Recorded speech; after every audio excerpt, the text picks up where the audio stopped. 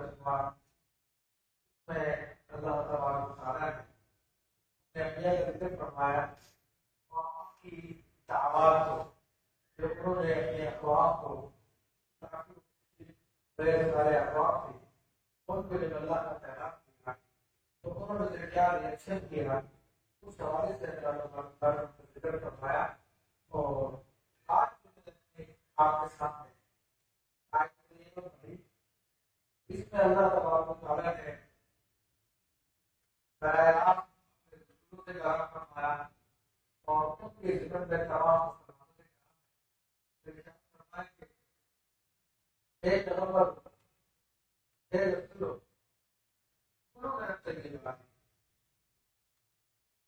پاکیزہ چیزیں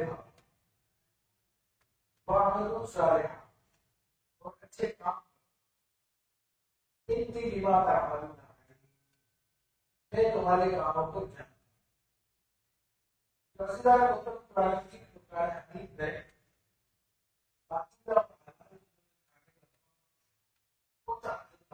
کیا گیا ہے اور یہ ایسا حکم ہے کہ جو اللہ تبارک و تعالیٰ نے کیونکہ یہ دین کی بنیاد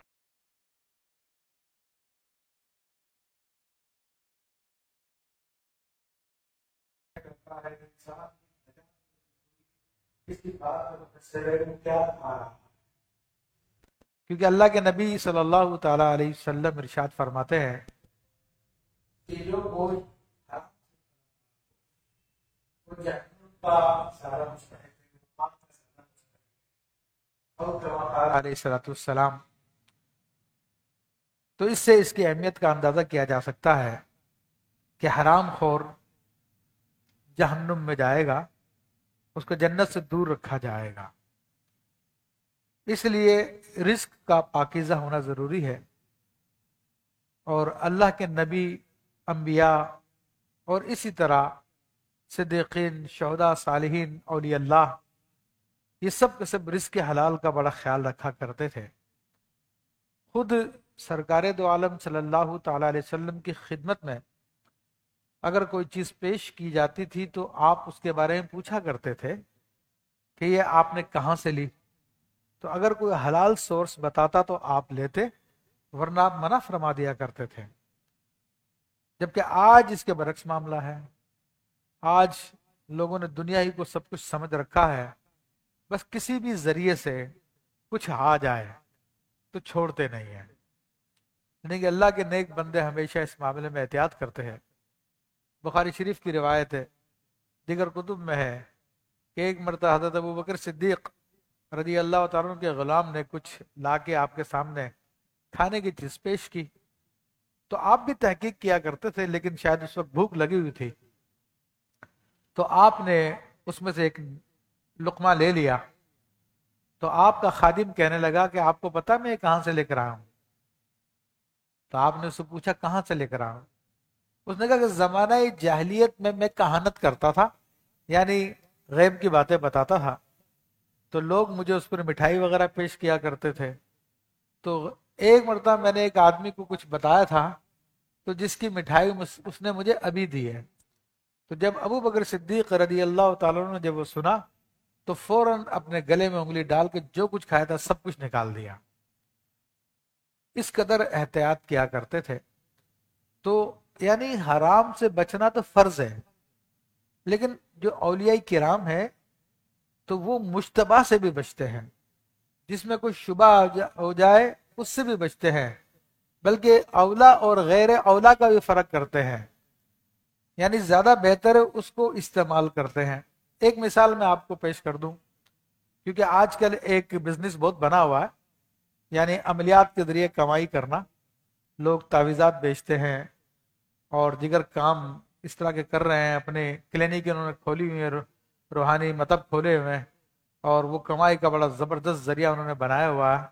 اور تو اس حوالے سے اگرچہ کہ شرعی اعتبار سے ان کو اس کی اجرت لینا جائز ہے، مگر جو اولیاء اللہ ہوتے ہیں، اللہ کے ولی ہوتے ہیں، وہ اس بات کو بھی ناپسند کرتے ہیں.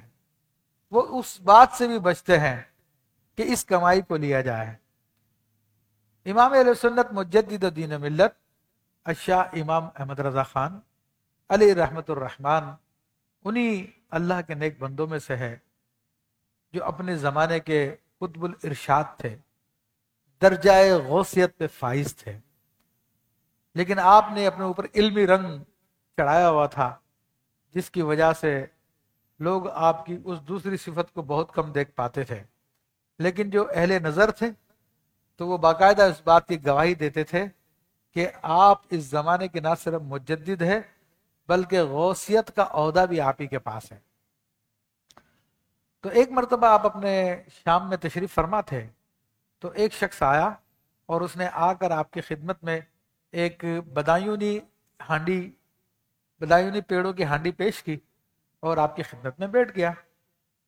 آپ رحمت اللہ علیہ تعویذات وغیرہ کے پیسے نہیں لیتے تھے، اجرت پہ علاج نہیں کرتے تھے، یہ اولیاء کرام کا طریقہ، بلکہ آپ کے سلسلے میں بہت بڑے عالم دین آپ کی اپنی اولادوں میں سے ہیں، مفتی تاج الشریعہ مفتی اختر رضا خان صاحب رحمت اللہ تعالی علیہ حال ہی میں گزرے ہیں، تو وہ بھی اگر کسی شخص کو عملیات کی یا تعویذات کی اجازت دیا کرتے تھے تو اس میں ساتھ لکھ دیا کرتے تھے کہ یہ اجازت اس صورت میں ہے جبکہ اس کو کمائی کا ذریعہ نہ بناؤ۔ تو امام اہل سنت نہیں لیا کرتے تھے۔ وہ شخص آیا، اس نے ہانڈی پیش کی اور بیٹھ گیا۔ آپ نے پوچھا خیریت سے آئے؟ کہ حضرت زیارت کے لیے آیا۔ تھوڑی دیر گزری، آپ نے پھر دوبارہ پوچھا کہ آپ کیسے آئے، کوئی کام ہے آپ کو؟ تو اس نے کہا نہیں حضرت میں تو زیارت کے لیے آیا ہوں۔ پھر تھوڑی دیر گزری، پھر آپ نے اس سے پوچھا اور خیریت سے کوئی کام تو نہیں آپ کو؟ کہا نہیں حضرت میں تو آپ کی زیارت کے لیے آیا ہوں۔ اس کے بعد پھر آپ کام میں مصروف ہو گئے۔ پھر آپ نے کہا خادم سے جاؤ یہ مٹھائی کی ہانڈی گھر پہ دے آؤ اندر۔ وہ خادم گھر پہ دے آیا مٹھائی کی ہانڈی۔ تو تھوڑی دیر بعد وہ شخص کہتا کہ حضور مجھے ایک تعویذ چاہیے۔ تو امام اہل سنت مجدد دین و ملت الشاہ امام احمد رضا خان علیہ رحمت الرحمن ناراض ہوئے اور آپ نے ارشاد فرمایا کہ میں نے تم سے 3 مرتبہ پوچھا تھا تمہیں کوئی کام تو نہیں ہے، اور تینوں مرتبہ تم نے انکار کیا۔ تمہیں تعویذ ہم مفت میں دے دیں گے، ہمارے یہاں پہ تعویذ بکتے نہیں ہیں۔ فوراً خادم سے کہا جاؤ وہ ہانڈی واپس لے کر آؤ، اور ہانڈی اس کو واپس کی اور تعویذ اس کو مفت میں لکھ کے دیا۔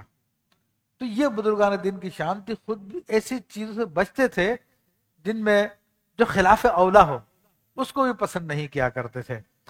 تو یہاں پر تو ہمیں خاص حکم دیا گیا ہے انبیاء کے ضمن میں کہ تم حلال اور طیب چیز کھاؤ۔ دیکھیں حلال اور طیب چیز کی شرط لگائی گئی ہے، تو حلال تو وہ چیز ہے جو فی نفس ہی حلال ہو، جیسے کہ گائے ہے، بکری ہے اور دیگر چیزیں ہیں جن کو شریعت نے حلال کیا وہ حلال ہے، اور اگر انہیں جائز ذرائع سے ہے حاصل کیا گیا ہے تو وہ پھر طیب کہلائے گی۔ بعض جب دونوں شرطیں کسی چیز میں پائے جائے تو اس کا کھانا اور لینا حلال ہے، لیکن دونوں میں سے کوئی ایک شرط بھی مفقود ہو جائے تو پھر اس کا کھانا اور لینا حلال نہیں ہے۔ مثلا گائے کا گوشت ہے، گائے حلال ہے، مگر آپ کے پاس کسی اور ذریعے سے آیا جو حلال ذریعہ نہیں ہے تو آپ اس کو استعمال نہیں کر سکتے، کیونکہ وہ حلال تو ہے مگر طیب نہیں ہے۔ اسی طرح آپ کے پاس دودھ ہے، دودھ حلال ہے، لیکن اگر اس کے اندر کوئی ناپاکی ڈال دی جائے تو پھر وہ ناپاک ہو جائے گا۔ تو حلال ہونے کے باوجود چونکہ وہ پاک نہیں ہے، طیب نہیں ہے، تو آپ استعمال نہیں کر سکتے۔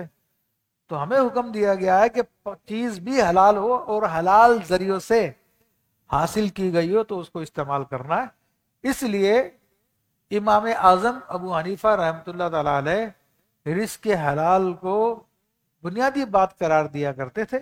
امام محمد رحمۃ اللہ تعالی علیہ سے پوچھا گیا، بلکہ عرض کی گئی حضور کو تصوف میں کتاب لکھ دیجئے، تو آپ نے فرمایا میں نے لکھ دی ہے۔ تو اس پر اس نے کہا کہ حضرت آپ نے کون سی کتاب لکھی ہے؟ دیکھیں لوگ تو سمجھتے ہیں کہ بیٹھ کر تصوف کے فلسفے چھوڑنا یہ بہت بڑا تصوف ہے، لیکن میں آپ کو عرض کر دوں کہ باتیں کرنا بہت آسان کام ہے۔ اور پریکٹیکل تصوف جسے کہتے ہیں انبیاء کا تصوف، صحابہ کا تصوف یا اولیاء کا تصوف، وہ اور چیز ہے. اس میں تو بات ہی حلال سے شروع ہوتی ہے. تو آپ نے فرمایا کہ میں نے کتاب لکھی ہے نا خرید و فروخت کے مسائل پر، بے شرع بھی کوئی اعتبار نہیں ہے، اس کے اندر غلط اور صحیح، جائز ناجائز سب مکس ہوں گے، تو ایسا شخص گمراہ ہو جاتا ہے. اللہ تعالیٰ ہم سب کا محفوظ فرمائے. تو یہاں پہ اللہ نے فرمایا کہ بے شک میں جانتا ہوں جو تم کرتے ہو. وَإِنَّ هَذِهِ أُمَّتُكُمْ أُمَّةً وَاحِدَةً، اور بے شک یہ تمہارا دین ایک ہی دین ہے.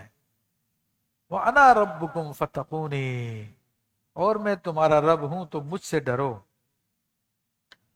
تب یہاں پہ امت کا لفظ جو ہے وہ دین کے معنوں میں آیا، اور قرآن و حدیث میں امت کا لفظ دین کے معنوں میں آتا ہے. اس کی بہت ساری مثالیں موجود ہیں.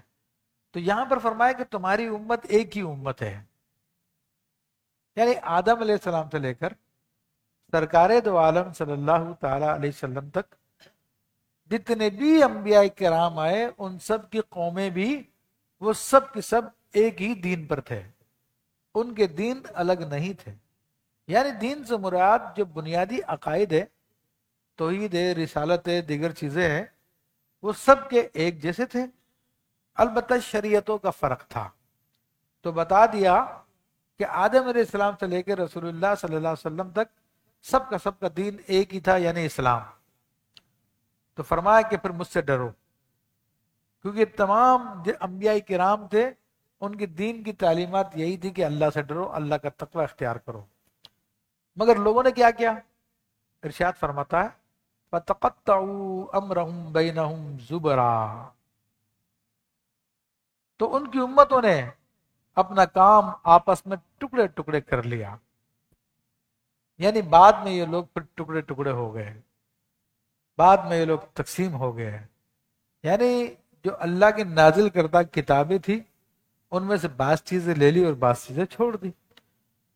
یہودیوں نے بعض چیزیں لے لی، بعض چیزیں چھوڑ دی. عیسائیوں نے بعض چیزیں لے لی، بعض چیزیں چھوڑ دی.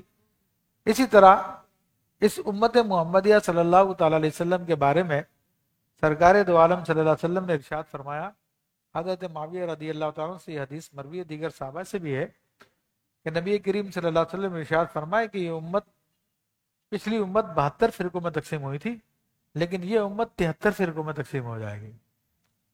اور کلھا فی النار، سارے کے سارے فرقے جہنمی ہیں، الا واحدہ، سوائے ایک کے.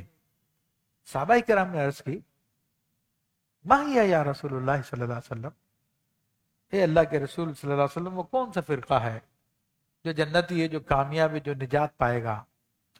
تو آپ علیہ الصلوۃ والسلام نے ارشاد فرمایا ما انا علیہ و اصحابی، یعنی جو میرے اور میرے صحابہ کرام کے طریقے پر ہے، وہ لوگ جنتی ہیں، وہ کامیاب ہونے والے ہیں.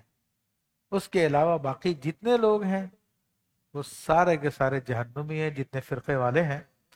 تو یہ حدیث شریف اور قرآن کی یہ آیت بھی واضح طور پہ اس بات کا اعلان کر رہی ہے کہ آج جو ہمارے زمانے میں صلح کلیت اپنی محفلیں لگا کے بیٹھا ہوا ہے اور اپنے کاموں پہ دلائل دے رہا ہے، یہ نہیں دیکھتے. سیدھی سیدھی بات ہے کہ 1400 سال سے کون سا عقیدہ چلا آ رہا ہے اور مسلمانوں کی اکثریت کس عقیدے پہ ہے. کیونکہ وہ فرقہ جو نجات پائے گا اس کی ایک نشانی یہ بھی ہے کہ وہ کثرت سے ہوگا، اور کثرت سے ہونے سے مراد یہ کہ اس کی تعداد دنیا میں سب سے زیادہ ہوگی. اور اس کے بارے میں نبی کریم صلی اللہ تعالی علیہ وسلم کا ارشاد گرامی ہے کہ میری امت کبھی گمراہی پہ جمع نہیں ہوگی. لن تجتمع امتی علی الضلالہ، کہ میری امت کبھی بھی گمراہی پہ جمع نہیں ہوگی. تو الحمدللہ یہ جو اہل سنت کا عقیدہ جسے بریلوی کہا جاتا ہے، پوری دنیا میں یہی عقیدہ پایا جاتا ہے. آپ عرب دنیا میں چلے جائیں، سوائے چند ایک جگہ کو چھوڑ کر جہاں پر حکومتیں خود انگریزوں کی بنائی ہوئی ہے، کفار کی بنائی ہوئی ہے، ورنہ ان کی عوام وہ اہل سنت ہی ہے. وہ نبی کریم صلی اللہ علیہ وسلم سے محبت کرنے والی ہے. رسول اللہ صلی اللہ علیہ وسلم کی میلاد کی محفلیں پوری دنیا میں سجائی جاتی ہے، ہر جگہ منائی جاتی ہے، اور جو اہل سنت کا شعار ہے، جو باتیں ہیں اولیاء کرام سے محبت کرنا، قرآن و سنت کو ہر معاملے میں مقدم رکھنا، وہ پوری دنیا میں مسلمانوں میں کثرت کے ساتھ پائی جاتی ہے۔ تو یہ وہ علامتیں چند ایک، تو یہ بھی ایک نشانی ہے۔ تو لوگ تو اپنے اپنے فرقوں پہ خوش ہیں آج، ہر ایک کا یہی حال ہے، کتنا ہی گمراہ کیوں نہ ہو، بڑے مطلب کہ خوشیوں کا اشارہ ہے، بڑے تکبر کے ساتھ اپنی ویڈیوز اپنی شیئر کراتے ہیں، یوٹیوب پہ کراتے ہیں، فیس بک پہ کرائیں اور سوشل میڈیا پہ کراتے ہیں، لیکن جو حق کی طرف اللہ تعالیٰ نے اور اس کے حبیب صلی اللہ علیہ وسلم نے اشارہ کیا، اس کی طرف دیکھنے کے لیے تیار نہیں ہوتے۔ تو اللہ تعالیٰ فرماتا ہے فَذَرْهُمْ فِي غَمْرَتِهِمْ حَتَّى حِينٍ، تو تم ان کو چھوڑ دو۔ کیا یہ خیال کر رہے ہیں کہ وہ جو ہم ان کی مدد کر رہے ہیں مال اور بیٹوں سے، یعنی یہ جو لوگ کفر میں گمراہی میں مبتلا ہے، ان کا یہ خیال ہوتا ہے کہ اگر ہم گمراہ ہوتے تو اللہ تعالیٰ اپنی نعمتوں کو روک لیتا، مگر اللہ فرما رہا ہے کہ نہیں، ہم اپنی نعمتیں نہیں روکتے ہیں، یہ ان کی گمراہی کا اور سبب بنتی ہے۔ تو کہا کہ وہ اس خیال میں مبتلا ہیں کہ ہم صحیح ہیں، کیونکہ اللہ تعالیٰ ہمیں مال بھی دے رہا، ہمیں بیٹی بھی دے رہا، نسارع لہم فی الخیرات، یہ جلد جلد ان کی بھلائیاں دیتے ہیں، یعنی جو نیک اعمال وہ کر رہے ہیں دنیا میں ان کو ان کا بدلہ دے رہے ہیں، بل لا یشعرون، حقیقت میں وہ عذاب میں، لیکن ان کو پتہ نہیں چل رہا، حقیقت میں وہ اللہ تعالیٰ سے دور ہو چکے ہیں مگر ان کو پتہ نہیں چل رہا۔ ہوتا بھی یہی ہے، استدراج بھی اسی کا نام ہے۔ بندہ اگر سیدھی راہ پہ چل رہا ہے، اللہ تعالیٰ کے ذکر و اذکار میں لگا، قرآن کی آیتوں کے ذکر و اذکار میں لگا ہوا ہے، تو شروع میں گناہ کرتے ہوئے ڈرتا ہے، لیکن دو چار گناہ اس سے سرزد ہو جائے اور وہ دیکھتا ہے کہ نہیں، میرے عمل میں تو کوئی فرق نہیں پڑا، لوگ اب بھی میرے پاس آ رہے ہیں، میں پھونکے مار رہا ہوں ان کو فائدہ ہو رہا، میں تعویذات دے رہا ہوں ان کو فائدہ ہو رہا، تو پھر وہ اور گناہوں میں لگ جاتا ہے اور زیادہ جری ہو جاتا ہے۔ وہ کہتا ہے کہ نہیں، میرے پاس تو مال پہلے سے زیادہ آ رہا ہے، میرا تو اب کام پہلے سے زیادہ چل رہا ہے، تو اور زیادہ گمراہی میں چلا جاتا ہے۔ مگر اللہ تعالیٰ فرما رہا ہے بل لا یشعرون، ایسے لوگ سمجھتے نہیں ہیں، یہ سمجھتے کہ ہم اللہ سے قریب ہو رہے ہیں، حالانکہ اللہ سے بہت دور ہو چکے ہوتے ہیں۔ ان الذین هم من خشیت ربهم مشفقون، اور بے شک وہ جو اپنے رب کے ڈر سے سہمے ہوئے ہیں۔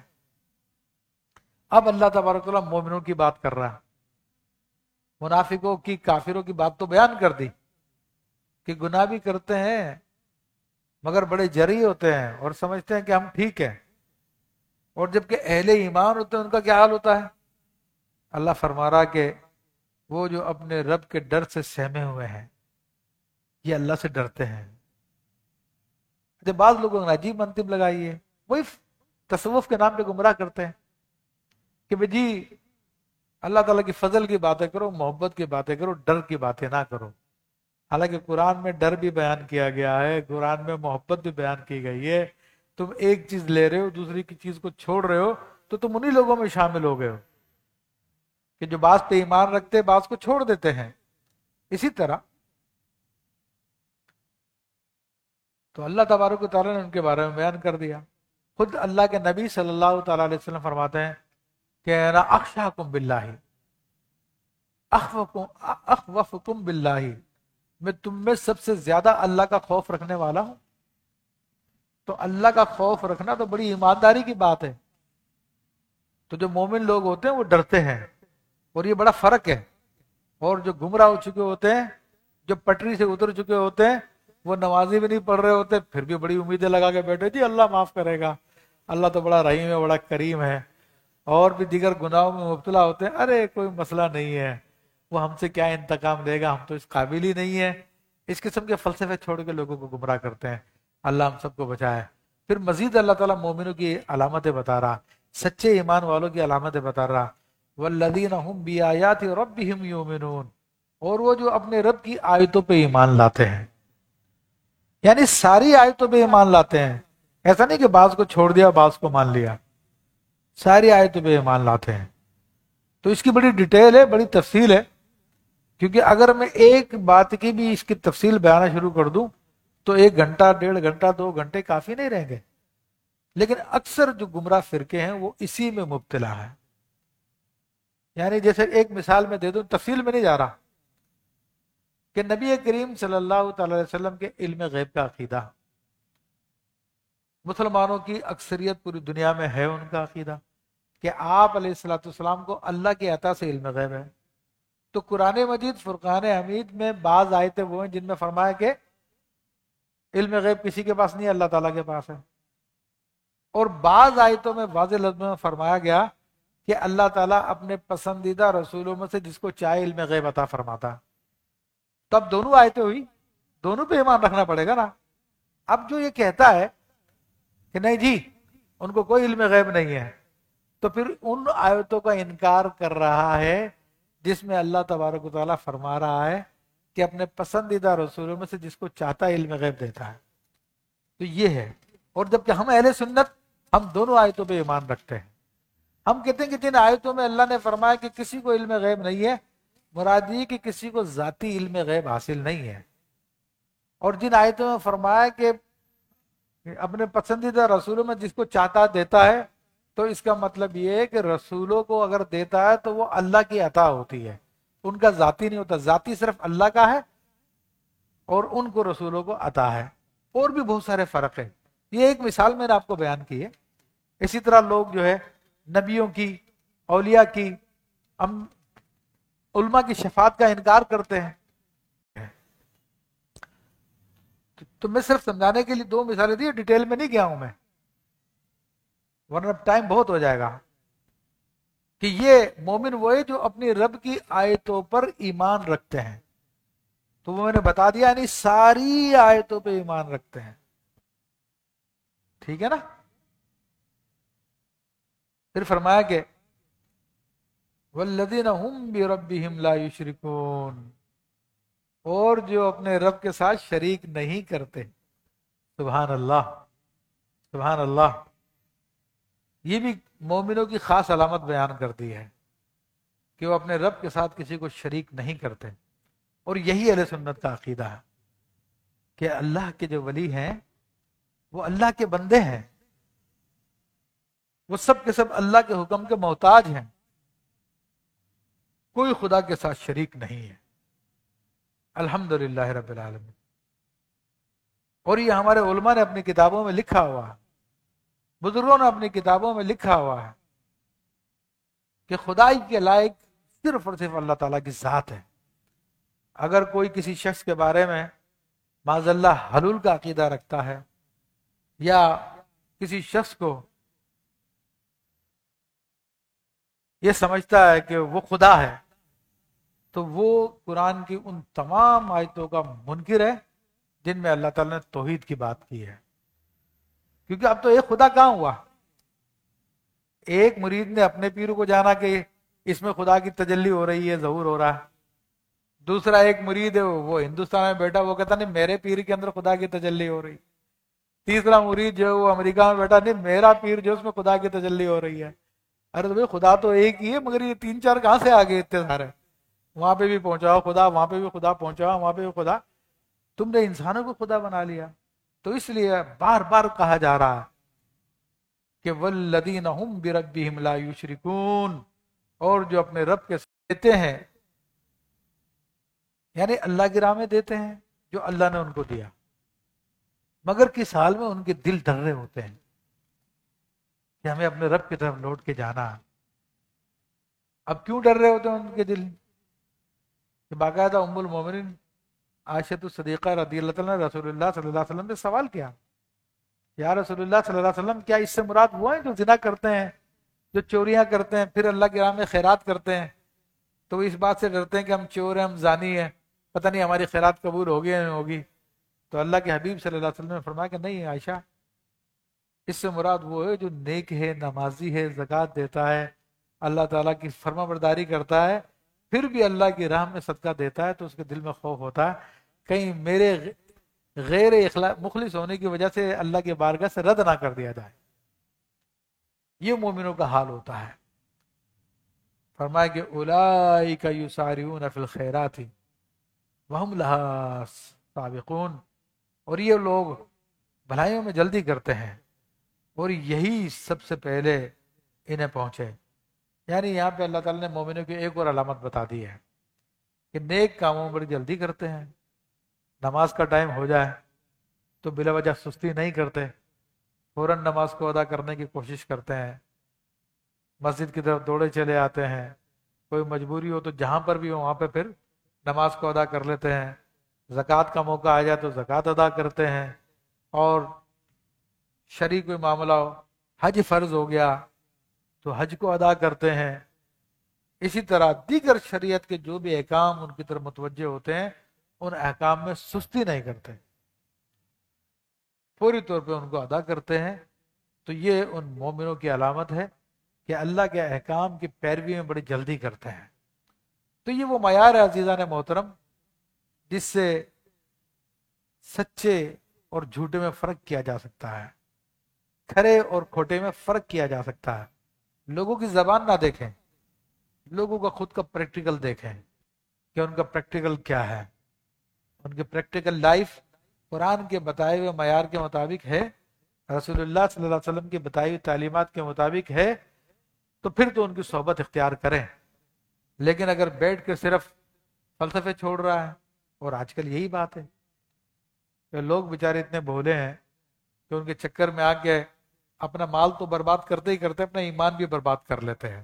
اللہ تعالیٰ سب کی حفاظت فرمائے۔ فرمائے کہ وَلَا نُكَلِّفُ نَفْسًا إِلَّا وُسْعَهَا۔ اب اللہ تعالیٰ نے ایک اصول بیان کر دیا کہ ہم کسی جان پر بوجھ نہیں رکھتے مگر اس کی طاقت بھر، یعنی ہم کسی جان کو اس کی طاقت سے زیادہ بڑھ کے تکلیف نہیں دیتے۔ اب یہ کیوں بیان کیا؟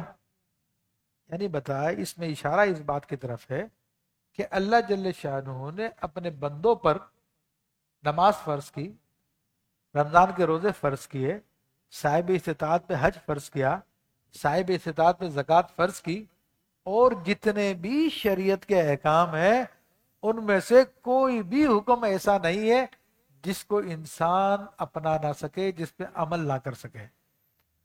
آج ہمارے بہت سارے لوگ ہیں جو فاسق ہیں، فاجر ہیں، اور دین کا مذاق اڑاتے ہیں۔ بلکہ مجھے تو کوئی بتا بھی رہا تھا کہ یونیورسٹیز کے اندر باقاعدہ بعض ٹیچر ایسے بے حیا بے شرم جو مسلمان کہلاتے ہیں اپنے آپ میں، کہتے ہیں مسلمان، اپنا نام بھی مسلمانوں نے رکھا ہوا ہے، روزے دار بچوں کے سامنے چائے پیتے ہیں تو چمچی ہلا ہلا کے پیتے ہیں خوب، تاکہ کپ کی آوازیں ان بچوں کے دماغوں میں جائے، کانوں میں جائے، تاکہ ان کی بے دینی کا اظہار ہو، اور کہنے کو مسلمان ہے، اور کہتے ہیں ہاں یار نہیں ہمیں تو بولنا پڑتا ہے، ہمیں تو لیکچر دینا پڑتا ہے، اس لیے ہم نہیں رکھ سکتے روزہ۔ ارے بھائی اگر ناممکن ہوتا تو اللہ تعالیٰ حکم دیتا ہی نہیں، وہ تو صاف کہہ رہا ہے کہ ہم کسی جان کو اس کی طاقت سے بڑھ کے تکلیف نہیں دیتے ہیں۔ تو اگر اللہ نے رمضان کے روزے فرض کیے ہیں یا اور عبادتیں فرض کی ہیں تو تم کر سکتے ہو، مگر چونکہ تم شیطان کے ایجنٹ بنے ہوئے ہو، شیطان کے پیروکار بنے ہوئے ہو، اس لیے تمہارے لیے مشکل ہو گیا۔ یہی کفار بھی ہیلا کرتے ہیں۔ وَلَدَيْنَا كِتَابٌ يَنْطِقُ بِالْحَقِّ وَهُمْ لَا يُظْلَمُونَ۔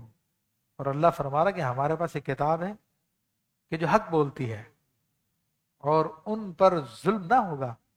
یعنی شریعت کے احکام ہم نے دے دیے ہیں، اگر یہ عمل نہیں کر رہے تو سارا کا سارا ایک کتاب میں لکھا جا رہا ہے نامہ اعمال میں، اور نامہ اعمال میں جیسے تمہارے اعمال ہوں گے اس کے مطابق تمہارے ساتھ ٹریٹمنٹ کیا جائے گا۔ اگر تم نیکوکار ہوئے تو تمہارے لیے جنت اللہ کے انعامات ہیں، اور تم نے اللہ تعالیٰ کی نافرمانیاں کی ہیں تو پھر تمہارے لیے عذاب ہے، تم پہ ظلم نہیں ہوگا، جیسا کرو گے ویسا بھرو گے۔ بل قلوبہم فی غمرۃ من ھذا، لیکن ان کے دل غفلت میں ہے۔ وَلَهُمْ آمَالٌ مِّن دُونِ ذَلِكَ هُمْ لَهَا عَامِلُونَ، اور فرمایا کہ ان کے کام ان کاموں سے جدا ہے جنہیں وہ کر رہے ہیں۔ یعنی ایک تو یہ فاسق و فاجر لوگ اپنی دنیا کے نشے میں گم ہیں، ٹھیک ہے نا، اور کیسے گم ہیں؟ باقاعدہ پلاننگ کے ساتھ ان کو لگایا جا رہا ہے۔ اور یہ بڑی تفصیلی بات ہے لیکن اس طرف نہیں جاتا میں، لیکن ایک زمانہ یہ تھا کہ لوگ رمضان المبارک میں کھانا پینا سخت برا سمجھتے تھے، گھر میں بھی اگر کوئی روزہ نہیں رکھتا تھا تو وہ بچوں سے چھپ چھپا کر الگ سے پوشیدہ جا کے کھا لیا کرتا ہے، کسی بیماری کی وجہ سے یا سستی کی وجہ سے بھی۔ لیکن اب بے حیائی ایسی عام ہو گئی ہے کہ اب روڈوں پہ کھاتے ہیں، ہوٹلیں کھلی ہوئی ہیں، چائے چل رہی ہے، دیگر کام چل رہے ہیں، کوئی شرم نہیں ہے، کوئی حیا نہیں ہے۔ تو اللہ تعالیٰ فرما رہا ہے کہ یہ اپنے نشے میں ہیں یہ لوگ، اور ان کے کرتوت اس سے بھی زیادہ برے ہیں جتنے تم دیکھ رہے ہو، اس سے زیادہ برے کام کریں گے یہ آئندہ۔ حتی اذا اخذنا مترفیہم بالعذاب اذا ہم یجأرون۔ تو اللہ فرماتا ہے یہاں تک کہ ان کے امیروں کو عذاب میں جب ہم نے ان کے امیروں کو عذاب میں پکڑا تو جب ہی وہ فریاد کرنے لگے۔ یعنی اب یہ دنیا دار لوگ ہیں، جب ان کے جو زیادہ دولت مند لوگ ہیں، جب اللہ تعالیٰ ان کو عذاب میں پکڑتا ہے تو پھر واویلا مچاتے ہیں، بل بلانے لگ جاتے ہیں۔ تو اللہ فرماتا ہے لا تجأروا اليوم، کہ آج کے دن فریاد نہ کرو، اب چلانے کا کوئی فائدہ نہیں ہے، اب بل بلانے کا کوئی فائدہ نہیں ہے۔ وہ دنیا کی زندگی تھی جو تمہیں پریکٹیکل لائف کے لیے دی گئی تھی، آج تو حساب کتاب کا دن ہے، آج تو تمہاری پکڑ ہونی ہے۔ انکم منا لا تنصرون، اور ہماری طرف سے تمہاری مدد نہ ہوگی، کیونکہ اس دن مدد کرنے والی صرف وہی ذات ہے۔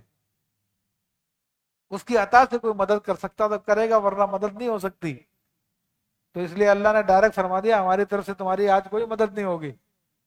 تو وہ لوگ جو اللہ تعالیٰ کے احکام کی خلاف ورزی کر رہے ہیں، وہ لوگ جو مسلمانوں کو موسیقی میں، بے حیائی میں، بے دینی میں مصروف کرنا چاہتے ہیں، جو مسلمان بچے بچیوں کو تعلیمی انسٹیٹیوشنز میں گمراہ کر رہے ہیں، کبھی مندروں میں لے جاتے ہیں، کبھی گرجا گھروں میں لے جاتے ہیں، کبھی کسی کام میں لگا دیتے ہیں، تو یہ لوگ کان کھول کے سن لیں کہ کل قیامت کے جب ان کی پکڑ ہوگی اور پھر یہ بلبلائیں گے، چلائیں گے، تو ان کی کوئی مدد نہیں کی جائے گی۔ آج تو تم نے ایجنسیوں سے رابطے کیے ہوئے ہیں، آج تو تم نے دیگر لوگوں سے رابطے کیے ہوئے جو تمہاری مدد کے لیے آ جاتے ہیں، لیکن کل تمہارے ان کرتوتوں کی وجہ سے جب اللہ کے یہاں پہ پکڑ ہوگی پھر کوئی تمہیں بچانے والا نہیں ہوگا۔ قد کانت آیات تتلی علیکم، اللہ فرمایا بے شک میری آیتیں تم پہ پڑھی جاتی تھیں، دنیا میں تمہیں سمجھایا جاتا تھا، تمہیں بتایا جاتا تھا۔ فکنتم علی اعقابکم تنکسون، مگر تم تو اپنی ایڑیوں کے بل پلٹ جایا کرتے تھے۔ یعنی جہاں پر دین کی بات ہوئی بولے نکل لو یار یہاں سے، اب یہ مولوی صاحب آ گئے ہیں تو ابھی دین کی باتیں کریں گے، چلو چلو اٹھو یہاں سے اٹھو۔ سخت ناپسند کرتے ہیں دین کی باتوں کو، دینی لوگوں کو۔ اللہ فرماتا ان کی کیفیت اللہ تعالیٰ بیان کر رہا کہ دنیا میں کیا کرتے تھے، مستکبرین بہی سامرن تہجرون، ہے فرمایا کہ تکبر کرتے ہوئے، اور کہتے تھے کہ یہ تو کس سے کہانیاں ہیں، ان کو چھوڑو، نکلو یہاں سے۔ جب ان کو قرآن کی آیتیں بتائی جاتی تھی تو اس قسم کی باتیں کیا کرتے تھے۔ اور خود میں نے ایک اینکر حسن نثار اس کا نام ہے، اس کو انکار کرتے ہوئے ٹیلی ویژن پہ دیکھا۔ وہ کہتا ہے کہ یہ تم پرانی باتیں کر رہے ہو، جو دین کی باتیں کر رہے ہو، اب تو دنیا کے اندر ایک نیا نظام چل رہا ہے جو یو سے چل رہا ہے، اب تمہیں دنیا میں رہنا تو اس کو فالو کرنا پڑے گا۔ یعنی قرآن کی باتیں ان کے نزدیک پرانی ہو گئی ہے، اور بڑا تکبر کے ساتھ یہ باتیں کر رہے ہوتے ہیں، کیونکہ ان کو اس کام کی باقاعدہ تنخواہیں مل رہی ہیں ان لوگوں کو۔ ہمارے ٹیلی ویژن اینکر اکثر ایسے ہیں کہ جن کو باہر سے چندہ آ رہا، ڈالروں کے اندر آ رہا، دیگر کرنسیوں میں آ رہا، اور یہ ان کی بولی بول رہے ہیں۔ ہماری قوم کے مزاج کو بگاڑنے کے لیے ان کو اوپر سے ڈکٹیشن ملتی ہے، اور سب کے سب یک زبان ہو کر ایک ہی بات ہر طرف سے بولنا شروع کر دیتے ہیں۔ آپ اندازہ کر لیجیے کیا مثالیں دوں میں آپ کو۔ فرمایا کہ افلم یدبر القول ام جاءہم ما لم یأت آباءہم الاولین۔ تو اللہ فرما رہا کہ حق کو چھوڑے ہوئے افلم یدبر القول، تو کیا انہوں نے غور نہیں کیا اس بات میں کہ حق کو چھوڑ رہے ہیں، غور نہیں کر رہے وہ، یا ان کے پاس کوئی ایسی بات آ گئی ہے جو ان کے باپ داداؤں کے پاس نہیں آئی تھی. یعنی اس بات کی طرف اشارہ کیا جا رہا ہے تم قرآن کی باتوں کا انکار کر رہے ہو, اللہ کے نبی کی باتوں کا انکار کر رہے ہو. یہ عالم دین تمہیں جو کچھ بتا رہا ہے یہ اپنے گھر سے تو نہیں بتا رہا, مگر تم اس کا انکار کر رہے ہو. تم کیوں انکار کر رہے ہو؟ کیا تم اس پہ غور نہیں کرتے یہ کیا بات کہہ رہا, یا یہ کہ کوئی ایسی بات کہہ رہا جو تم سے پچھلے لوگوں کو نہیں پتا تھی؟ یعنی اللہ تبارک و تعالیٰ نے تو ہر زمانے میں انبیاء بھیجے ہیں, ہر زمانے میں انبیاء نے یہ باتیں کی ہیں. تو اب آج اگر محمد رسول اللہ صلی اللہ علیہ وسلم تمہارے سامنے یہ بات کہہ رہے ہیں, یا ان کے خلفاء, ان کے وارث علماء کرام اگر ان کی بات کر رہے ہیں, تو کوئی نئی بات تو نہیں کر رہے تمہارے سامنے جو تم انکار کر رہے ہو. ام لم یعرفوا رسولہم فہم لہ منکرون, یا انہوں نے اپنے رسول کو نہ پہچانا تو وہ اسے بیگانہ سمجھ رہے ہیں. یعنی جو اگر محمد رسول اللہ صلی اللہ علیہ وسلم تمہارے سامنے جو کچھ بیان کرے گا تم ان کو نہیں جانتے؟ ارے یہ تو وہ ذات ہے جن کو تم صادق الامین کہا کرتے تھے, اور اب بھی تم کہتے ہو یہ سچے ہیں, یہ صادق ہے, یہ امین ہے, امانت دار ہے, اب بھی تم مانتے ہو, پھر تم کیوں انکار کر رہے ہو ان کی باتوں کا؟ ہم یقولون بھی جنہ, یا یہ کہتے ہو کہ معاذ اللہ اسے پاگل پن ہو گیا ہے. یعنی نبیوں کو یا نبیوں کے وارثوں کو آج لوگ کہتے ہیں اس قسم کی باتیں, ارے جی پاگل پن کی باتیں کر رہے ہیں, یہ تو جدید زمانے کے اندر کہاں اس پہ عمل ہو سکتا بھائی, اس قسم کی باتیں کر کے نکل جاتے ہیں. تو اللہ تعالیٰ فرما رہا کہ تم اس قسم کی باتیں کرتے ہو. بل جاءہم بالحق, لیکن اے لوگوں جان لو یہ نبی جو تمہارے پاس آئے ہیں یہ حق لے کر آئے ہیں. وَأَكْثَرُهُمْ لِلْحَقِّ كَارِهُونَ, مگر بات یہ کہ ان کے اکثر لوگ حق کو ناپسند کرتے ہیں. حق کو کیوں ناپسند کرتے ہیں؟ کفار مکہ کی بات کر رہا ہوں, دیگر کافروں کی بات کر رہا ہوں. وہ اس لیے ناپسند کرتے تھے کہ ان لوگوں نے اپنے مرضی کے سسٹم بنائے ہوئے تھے, اس سسٹم کے اندر وہ سردار بنے ہوئے تھے, ان کو ہر طرف سے آؤ بھگت ہوتی تھی, ان کی بڑی پوچھ گچھ ہوتی تھی, ان کی خدمت کی جاتی تھی, ان کا حکم چلتا تھا, اور ان کو پتا تھا کہ یہ حق جو محمد رسول اللہ صلی اللہ علیہ وسلم بیان فرما رہے ہیں اگر اس کو مان لیا تو پھر سب تو برابر ہو جائیں گے, کہ اسلام میں سارے برابر ہوتے, حکم صرف اللہ کا چلتا. ان الحکم الا للہ, حکم صرف اللہ کا چلے گا. اب میری آپ کی نہیں چلے گی, اللہ تعالیٰ کی چلے گی, اس کے رسول کی چلے گی. تو اس لیے حق کو ناپسند کرتے تھے کہ حق کو اگر ہم نے مان لیا تو ہماری سرداری ختم ہو جائے گی, ہمارے اختیارات ختم ہو جائیں گے. اور آج بھی یہی معاملہ ہے. یہ سلطنت خداداد پاکستان, اس کو حاصل کیے ہوئے اسلام کے نام پہ کتنا عرصہ گزر گیا, اور جب سے بنا اس وقت سے لے کے آج تک مسلمان ہی حکمران ہیں اس کے, تو کافر تو نہیں ہوئے. تو جس ملک کو اسلام کے نام پہ لیا گیا اس میں اسلام کو نافذ نہیں ہونے دیتے. مختلف تحریکیں اس معاملے کے لیے کوشش کرتی رہی, فی زمانہ تحریک لبیک اس کے لیے کوشش کر رہی ہے, مگر ہمارے بیوروکریٹس کبھی بھی اس بات کو پسند نہیں کرتے کہ اسلام کا نظام آ جائے یا قرآن کا نظام آ جائے. کیوں؟ یہ جو اپنے زوم میں خدا بنے ہوئے ہیں لوگ, اپنی طاقت کو اندھا استعمال کر رہے ہیں, ان کو پتا کہ ہمیں بھی خدا رسول کی بات ماننی پڑ جائے گی, پھر ہماری چلے گی نہیں, پھر اندھی نہیں چلے گی, پھر ایک ایک چیز کا حساب دینا پڑے گا. تو اس لیے حق کو ناپسند کرتے ہیں. یہ اللہ فرماتا ہے وَلَوِ اتَّبَعَ الْحَقُّ أَهْوَاءَهُمْ لَفَسَدَتِ السَّمَاوَاتُ وَالْأَرْضُ وَمَنْ فِيهِنَّ, تو اور اگر حق تعالی ان کی خواہشوں کی پیروی کرتا تو ضرور آسمان اور زمین جو کچھ ان میں سب تباہ ہو جاتے. اللہ تعالیٰ ان لوگوں کی خواہشات کی پیروی نہیں کرتا. اللہ تعالیٰ نے اپنا نظام حق کے ساتھ چلایا ہوا, ان لوگوں کو تھوڑی سی مہلت دی ہوئی ہے. فرمایا کہ بل آتیناہم بذکرہم فہم عن ذکرہم موردون, بلکہ ہم نے ان کے پاس وہ چیز لائے جن میں ان کی ناموری تھی, لیکن وہ اپنی عزت ہی سے منہ پھیرنے لگے ہیں.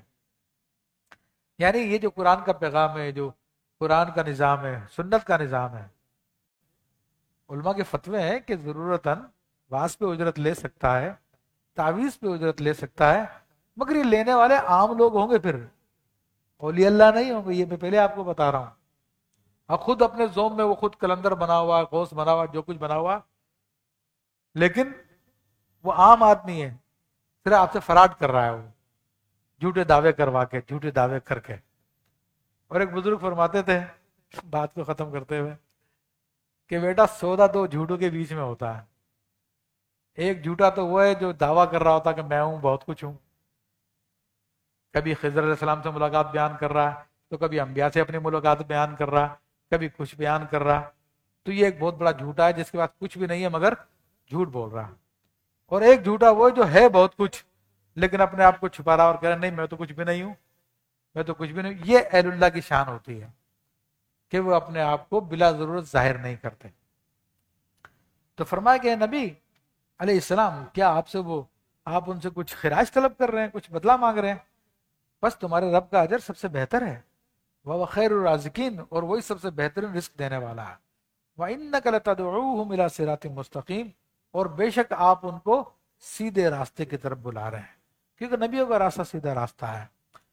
وَإِنَّ الَّذِينَ لَا يُؤْمِنُونَ بِالْآخِرَةِ، اچھا یہ دیکھیں نبیوں کا راستہ سیدھا راستہ ہے، آپ جس کے پاس چلے جائیں وہ بولے گا نہیں میرا راستہ ہے، بولے گا نہیں میرا راستہ نبیوں کا راستہ، وہ بولے گا میں نبی کے راستے پہ ہوں۔ مگر ان کی مختلف حرکات کو دیکھ کے آپ کو اندازہ ہو جائے گا کہ نبی کے راستے پہ ہے یا نہیں ہے۔ وہ اپنی پریکٹیکل لائف میں جو کام کر رہے ہیں ان سے پوچھ لیں کہ کیا اللہ کے نبی نے یہ کام کیا تھا، تو اگر آپ کو مطمئن کر دے تو ٹھیک ہے، آپ کو مطمئن نہیں کر سکے گا، ہیلے بانے آئے بائیں کرے گا۔ اور جو اہل حق ہے ان کے پاس ہوتا ہے وہ جو سنت ہوتی ہے۔ تو فرمایا کہ وَإِنَّ الَّذِينَ لَا يُؤْمِنُونَ بِالْآخِرَةِ عَنِ الصِّرَاطِ لَنَاكِبُونَ، اور فرمایا کہ بے شک جو ایمان نہیں لاتے آخرت پہ تو وہ سیدھی راہ سے کترائے ہوئے ہیں، یعنی جس کو آخرت کا مرنے کے بعد حساب کتاب کا یقین نہیں ہوتا تو وہ ضرور سیدھی راہ سے بھٹکا ہوا ہوتا ہے۔ وَلَوْ رَحِمْنَاهُمْ وَكَشَفْنَا مَا بِهِمْ مِنْ ضُرٍّ لَلَجُّوا فِي طُغْيَانِهِمْ يَعْمَهُونَ، فرمایا کہ اگر ہم ان پہ رحم کریں اور جو مصیبت ان پہ پڑی ہے ٹال دیں تو ضرور پھر واپس اپنے گمراہی میں چلے جائیں گے، سرکشی میں بیٹھتے ہوئے۔ یعنی قیامت کے دن بھی اللہ تعالیٰ فرما رہا ہے کہ اب جو ہم نے ان کو عذاب میں ڈال دیا ہے، یہ دنیا کے تونگر بڑے بڑے عہدے دار جو بہت کچھ اپنے آپ کو سمجھتے تھے، کسی کو خاطر میں نہیں لاتے تھے، اب جب قیامت کے دن ان پہ عذاب ہو رہا ہے تو اللہ فرما رہا ہے کہ اگر آج بھی میں ان پہ رحم کر دوں اور ان کو میں چھوڑ دوں تو یہ باز نہیں آئیں گے، پھر دنیا میں جا کے پھر اس سے زیادہ گمراہی میں لگ جائیں گے، کیونکہ یہ جہنم کے لیے پیدا کیے گئے ہیں اور ان کو یہی کرنا ہے۔ فرمایا کہ حتی اذا فتحنا علیہم بابا ذا عذاب شدید اذا ہم مبلسون، اور فرمایا کہ یہاں تو بعد نماز ظہر 1:30 بجے جماعت ہوتی ہے یہاں پر، تو انشاءاللہ تبارک تعالیٰ تعویذات بھی دیے جائیں گے اور درس قرآن بھی ہوگا، ذکر و اذکار بھی ہوں گے۔ تو تمام حضرات آئندہ رمضان المبارک میں 4 یا 5 جمعے 4 اتواریں آئیں گی تو روزانہ یعنی ہر اتوار کو 1:30 بجے جماعت کے بعد فوراً انشاءاللہ ہمارے درس قرآن کا سلسلہ ہوگا، اور پھر ذکر و اذکار، اور پھر یہ آپ کے تعویذات وغیرہ کا سلسلہ ہوگا، فری روحانی علاج کا سلسلہ۔ پھر دوسری ایک بات یہ کہ بڑے سلسلہ شاذلیہ کے ایک بڑے شیخ فتح اللہ جامی جو ترکی میں ہوا کرتے تھے، اور ہمارے سلسلے سے ان کا تعلق ہے درقاوی سلسلے سے، کہ ان کو خلافت حاصل تھی عبد الرحمن شاغوری رحمۃ اللہ علیہ، اور عبد الرحمن شاغوری کو خلافت حاصل تھی حضرت محمد ہاشمی تلمسانی رحمۃ اللہ تعالی علیہ سے۔ تو ایک خلافت ہاشمی تلمسانی رحمۃ اللہ علیہ کی شیخ عبد الرحمن امورہ کے واسطے سے مجھ کو بھی حاصل ہے، تو وہ ہمارے سلسلے کے بزرگوں میں سے تھے الحمدللہ۔ تو ان کا انتقال ہو گیا، تو انشاءاللہ جب ہم دعا کریں ان کو جنت الفردوس میں اعلیٰ مقام عطا فرمائے، اور تمام